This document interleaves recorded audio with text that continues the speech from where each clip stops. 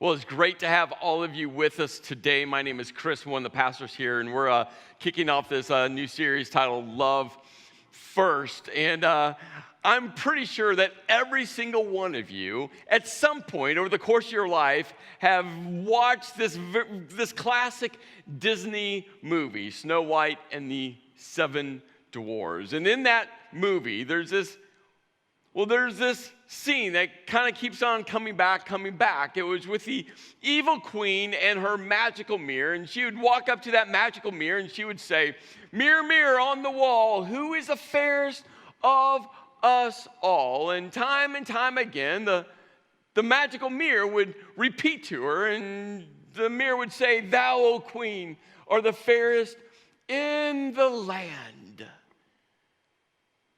But one day, when the queen walked up to that magical mirror and said, "Mirror, mirror on the wall, who's the fairest of them all of a sudden that magical mirror changed its response and said, "Snow White, O queen, is the fairest of them all." And that castle shook.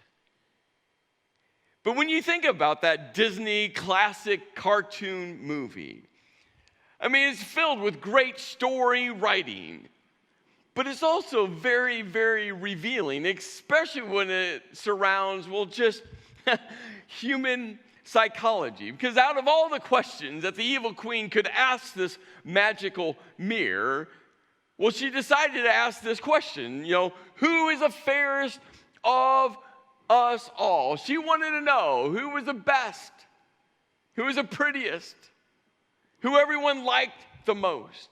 And when you think about that question, isn't that question somewhere swimming around inside of all of us? Now, maybe you would ask it a little differently. I don't know how you would decide to fill this blank in, right? Maybe you're sitting there thinking, I wouldn't ask about the fairest of them all, but would you say something like this? Mirror, mirror on the wall, who's the smartest of them all? Mirror, mirror on the wall, who's the hardest working of them all? Mirror, mirror on the wall, who's the prettiest of them all? Mirror, mirror on the wall, who's the most skilled of us all? Mirror, mirror on the wall, who is the spiritually deepest of them all? Mirror, mirror on the wall, who's the holiest of us all? Mirror, mirror on the wall, who? What would you put in that blank? I'm not talking the church answer, because you're sitting at one of our churches connecting to our online church, that type of answer.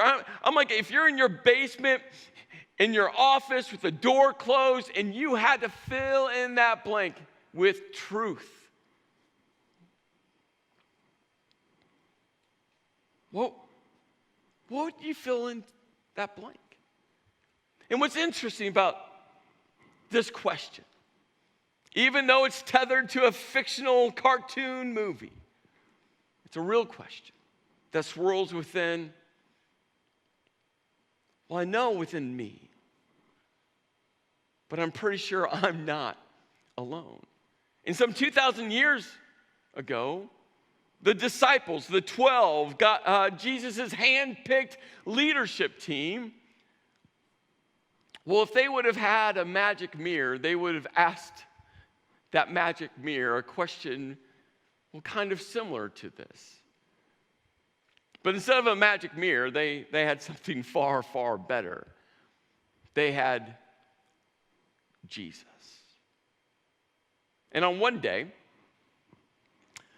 the mother of James and John, the sons of Zebedee, came to Jesus with her sons. And you got to picture this moment. James and John, the sons of Zebedee, were part of Jesus' disciples, the apostles, the 12, the inner circle, the ones that Jesus handpicked to be his leadership team. And actually, 11 out of the 12 were responsible to launching the church. I mean, this was a catalytic group of people. So one day, James and John, that had been following and walking with Jesus for more than 2 years, almost 3 years, they had probably known Jesus for many more years before that. Their mother shows up. And this is the image you have to realize, because James and John, they weren't teenagers at this point. They weren't just entering in young adulthood. These were grown men. And mom shows up. And mom walks up to Jesus, and Matthew tells us that she knelt.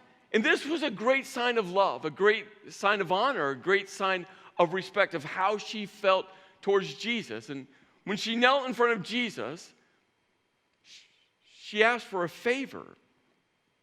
Jesus, looking at her, says, well, what is your request? What is this favor you want to ask? And James and John's mom goes for the big question. In your kingdom, Jesus.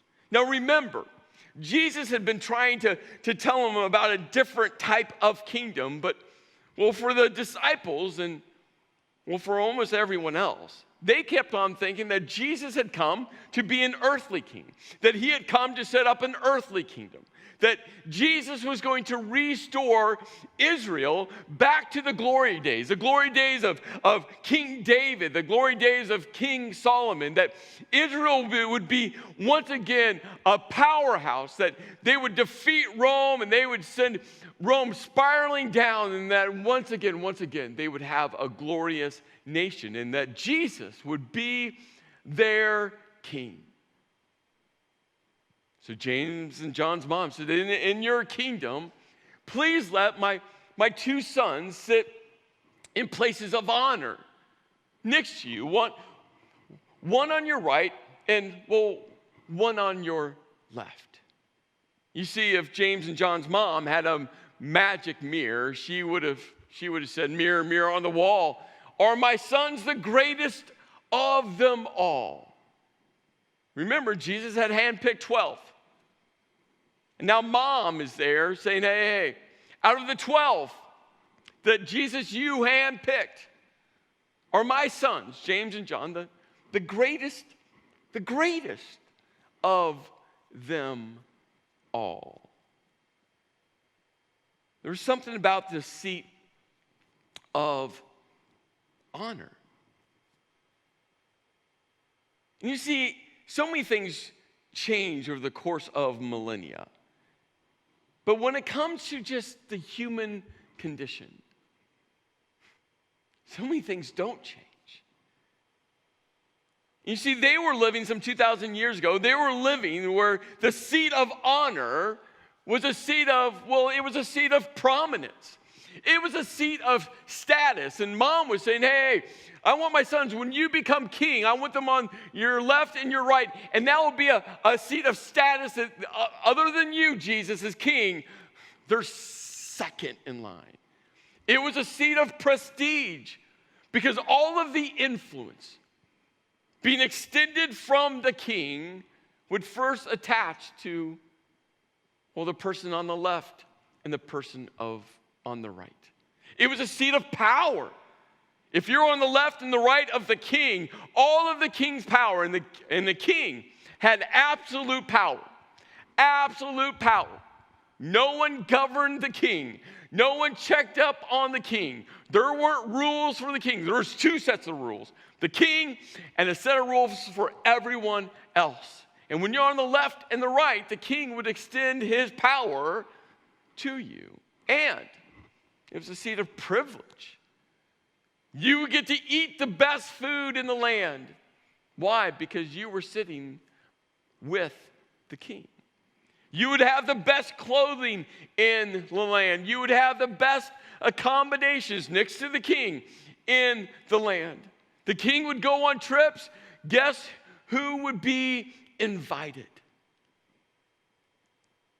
And some 2,000 years ago, right, the seat of honor came with the prominence, prestige, power, and privilege. And guess what? Here's what we know to this day. In the world we live in, not much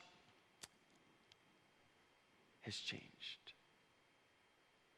And so this mom looks at Jesus and says, hey, could my sons sit in seats of honor, one on the left and one on the right? Well, the story goes on. Jesus answered by saying to, and this is so key, because Matthew is actually telling this story. And what's incredible about this, Matthew was one of the 12. He was there on this very specific day. And Matthew gives us this, well, such an important insight, because all of a sudden he goes, hey, Jesus said to them, I mean, Mom was there, but now James and John, Jesus is talking to all of them, and he says, you don't know what you're asking. You could almost tell that Jesus shifts his eyes off of Mom to James and to John.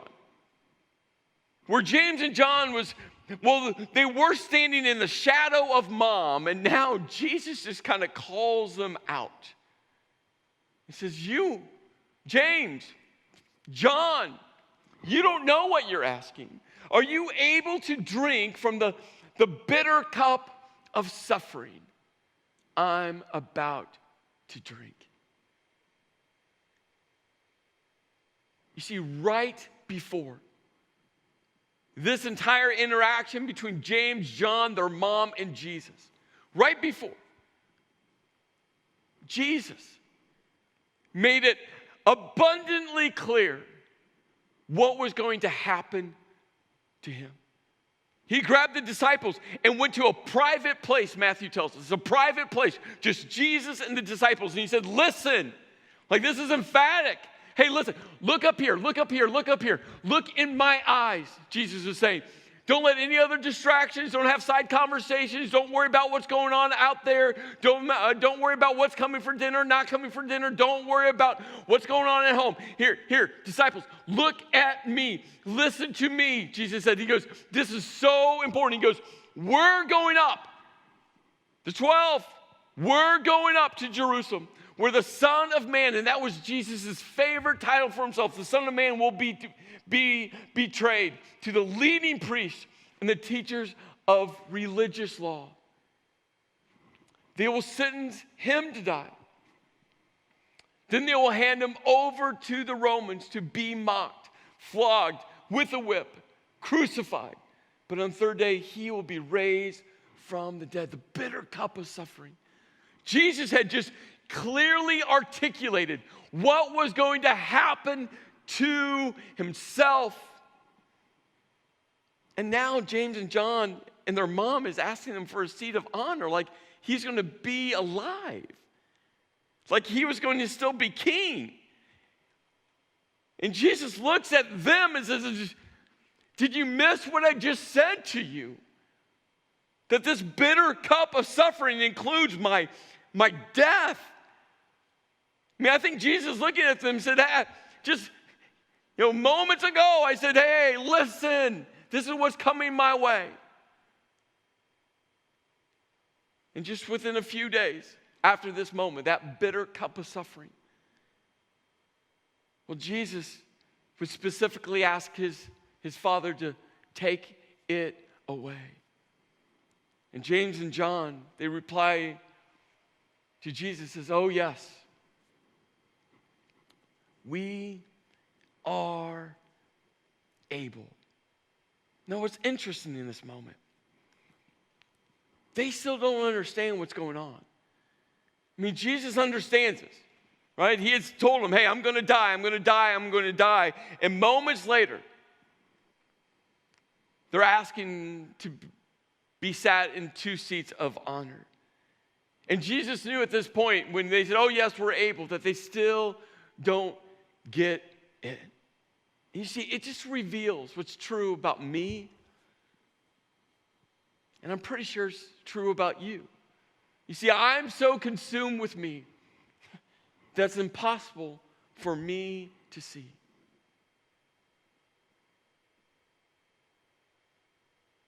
That I'm so consumed with my needs, my wants, my issues, my family pressures, my work pressures, my insecurities, my lack of, my desire for, that I'm so consumed with me that's so impossible for me to see other people's issues, other people's hurt, other people's pain, other people's You fill in the blank. And in this moment, Jesus is just revealing this truth. This truth. That guess what? James and John couldn't even see that Jesus was going to die within days.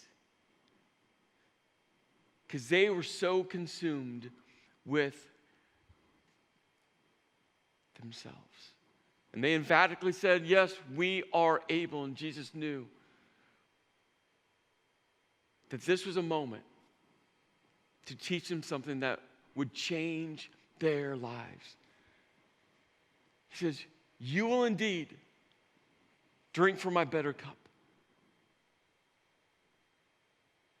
I wonder what James and John thought about that statement.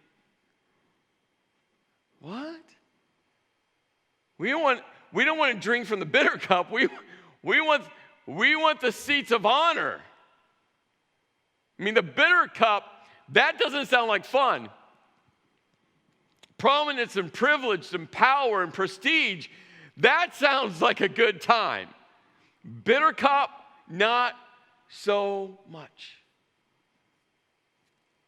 And just over a decade later, James would be the first martyr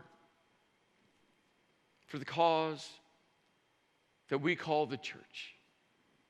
The first martyr because he was a Christ follower, where King Herod had him killed with a sword. And for John,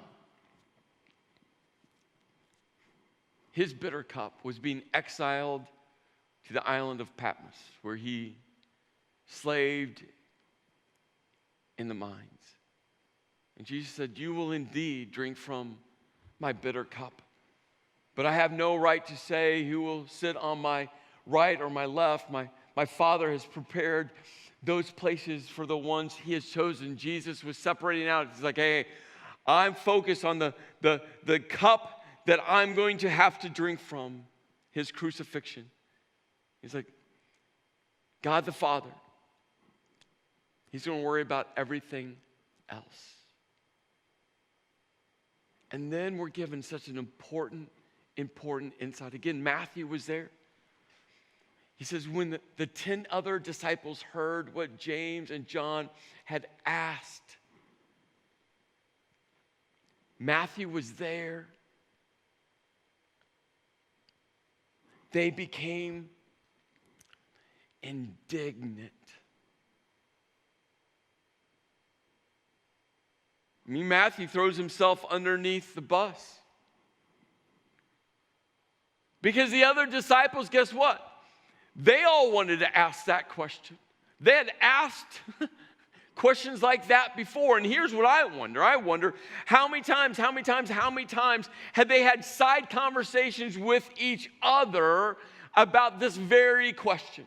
I wonder how many times they wondered, hey, should we ask Jesus? Should we ask together? Or should we ask separately? I wonder if they were so indignant because James and John brought up the big gun, their mom. I mean, that's what I think's happening. I think they just got really teed off because they're like, I didn't think about bringing my mom in. That's ingenious. Why didn't I do that? Why didn't I think about that? How could Jesus, say no to mom? And even if he said no to mom, how could Jesus ever get angry at mom? I mean, James and John just pulled the mom card. Could you imagine all that emotion? And Jesus, sensing all of that emotion, called them together. Because Jesus realized what was at stake. Jesus realized that this leadership team was going to be responsible for launching the church, a gathering of people to tell all people, the good news, the gospel message. And I think Jesus in that moment, I mean, with this confidence and this passion and this direction, said, come here. You guys have to stay together Because you have to grasp something so important. And Jesus is going to flip the entire paradigm. A paradigm that he had been living out, but they still hadn't grasped it. And he calls them together and he goes, you know that the rulers in this world lord it over their people. And officials flaunt their authority over those under them. He goes, you get this power structure. You get this top-down approach. You get what kings do, what rulers do, what emperors do with people in positions of power, prestige, prominence. Like, you get this. He's looking at this, and guess what? We all get that to this day. And Jesus is like, no, you got to be different. You have to be different. You have to be different. Don't follow the structure of the world. And then Jesus is going to describe how this structure is going to be so radically different. He goes, whoever wants to be a leader among you must be your servant, and whoever wants to be first among you must become your slave. Because the paradigm, we got to flip it upside down. Last fall, I was at a leadership gathering with a group of people. And there was a guy named Frank Blake, former CEO of Home Depot.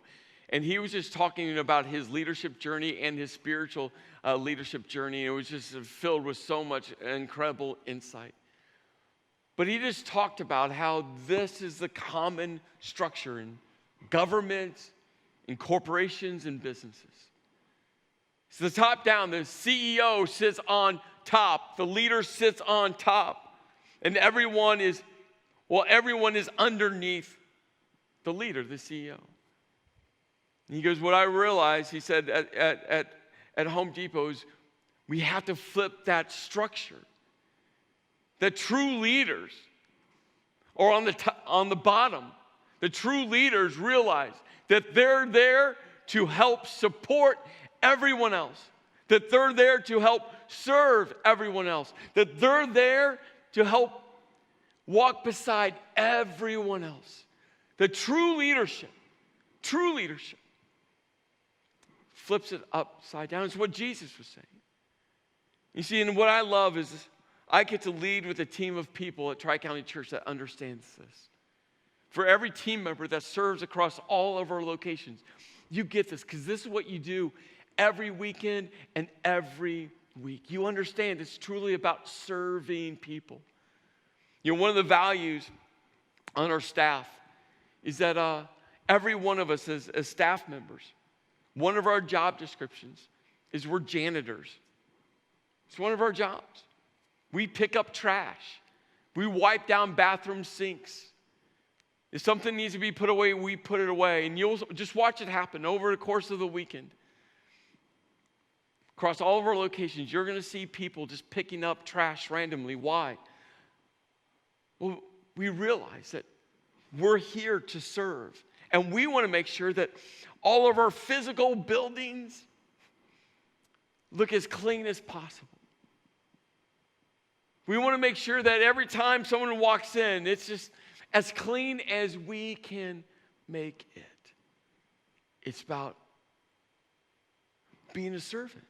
Frank Blake shared this idea where every Sunday, while he was CEO of Home Depot, every Sunday, he wrote 100 handwritten notes to employees across the entire organization. 100 every Sunday. He had a whole system where his managers and other leadership layers would gather real names of real people doing incredible things within the Home Depots. And all that information would get brought to Frank. And he would sit down Sunday morning and just hand write notes. Specific names with specific things that those people had done. And he would just write them a note to say thank you. That's this type of leadership. That's this type of leadership. To say, I'm not on the top coming down, but I'm here to lift everyone else up.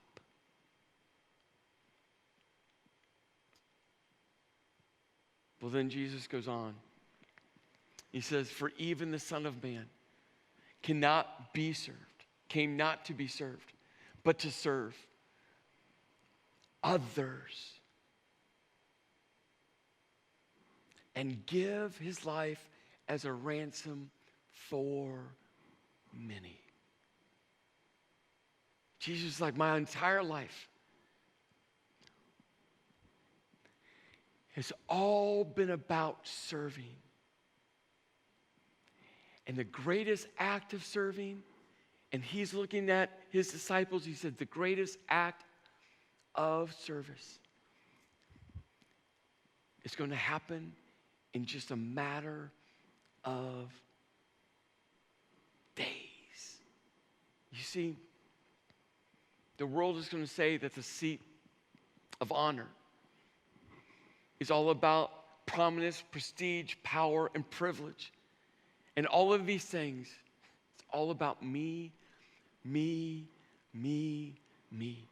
And this reigns true to this day.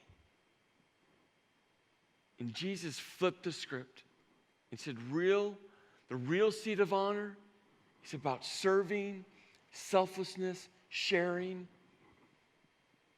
and sacrifice.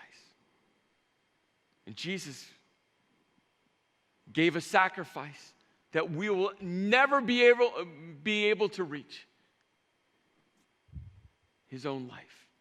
And Jesus said, this seat of honor is all about other people. Other people. You see, the fix to all of our problems, because we all have this problem, being consumed with me, which makes it impossible for us to see other people's needs, other people's pain, other people's hurts, other people. The answer to this is what Jesus said. When I take my eyes off of me, that's when I will immediately see what God sees. The needs of other people. The needs of other people. So if we had a magic mirror, this is the question we should ask that magic mirror. Mirror, mirror on the wall. Who can I serve with my all?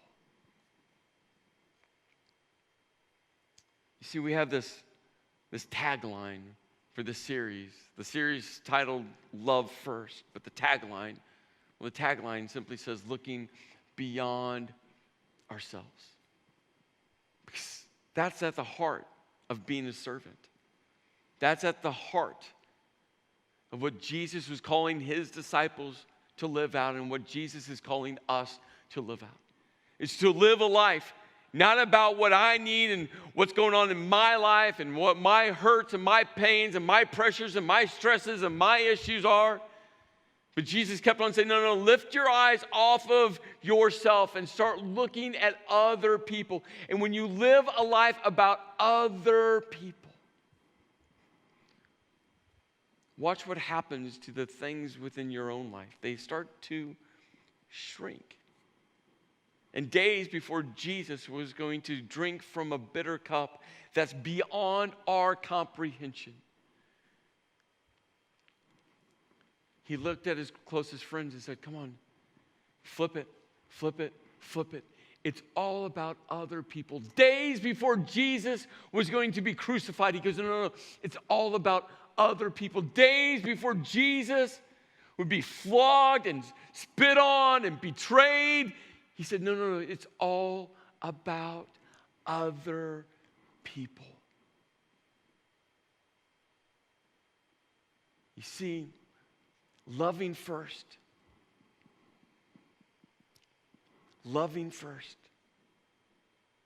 is directly connected to how we serve other people. So this week, I want to challenge all of you to do one of two things. Maybe both, that's fine. But one of two things. One is this. Just go randomly serve someone. Just go randomly serve someone.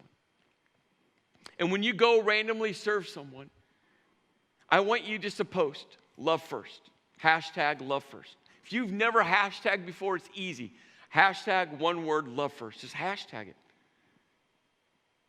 If you see someone randomly serving someone, tell the story. Facebook, Instagram, Snapchat, Twitter, whatever you use. And hashtag it love first. If you're thinking to yourself, oh, Chris, I don't want to be prideful. I want to serve people, but I don't want to be prideful. Remember, pride is a condition of your heart. It's a condition of your heart. So, what do I mean by that? Well, if you're just excited because God intersected your life to serve someone else and you want to tell that story and your excitement is all about God intersecting your life with someone else, you should give God the honor. You should worship God in that moment and hashtag it love first. I joined God in helping someone. That's awesome. If you think that pride is creeping around in your heart, don't be specific. All you have to do is a simple post. Hashtag love first.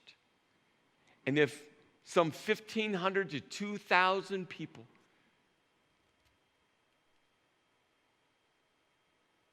that are hearing this message will this week serve someone, it will change our communities. Change our communities.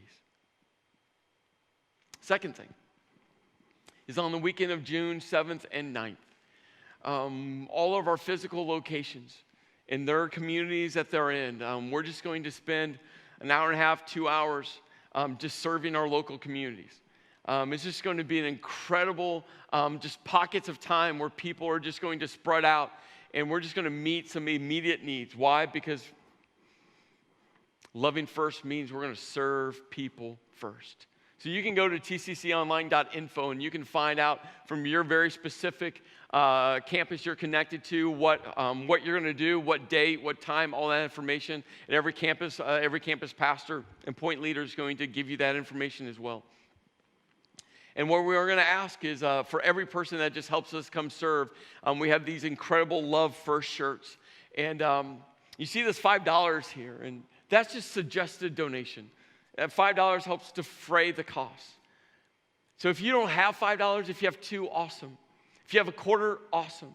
If you can't right now, we'll give you a shirt, no problems. For some of you, $5 isn't a big deal.